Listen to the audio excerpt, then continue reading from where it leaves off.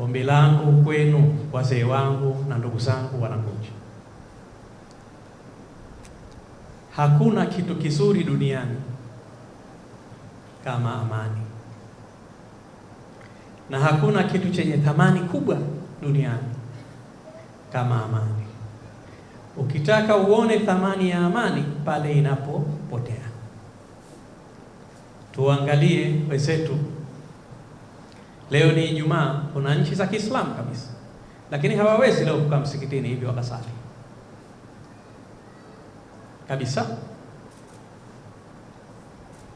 Tuangalie wenzetu wa Sudan, tuangalie wenzetu wa DRC, tuangalie wenzetu Palestina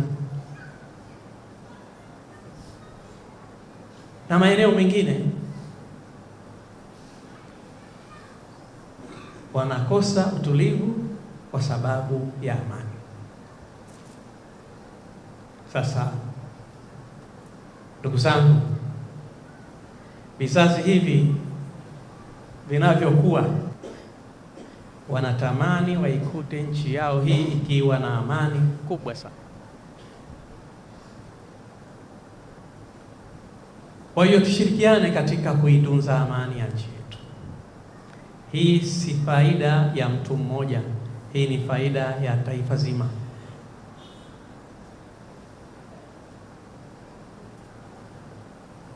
Sasa chaguzi zimekwisha. Chaguzi huwa zinakuja mara moja tu kila baada ya miaka mitano kwa mujibu wa utaratibu wetu,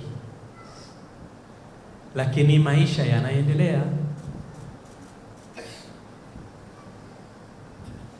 na tulikuwa tunaomba Mwenyezi Mungu tujalie amani kabla ya uchaguzi, wakati wa uchaguzi na baada ya uchaguzi.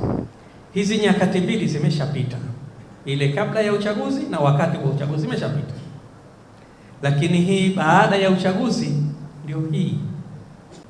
Wazee wangu, hakuna jambo ambalo halizungumziki.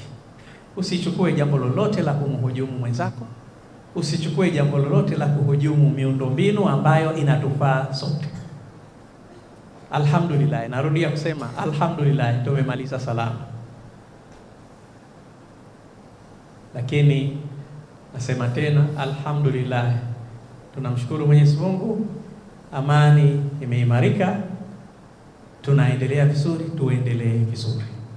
Na sisi wengine ambao hatuko hapa lakini tupo, tunapatikana, na kukiwa na jambo lolote la kifamilia, la kijamii, tuko tayari kutoa mashirikiano kwa namna yoyote.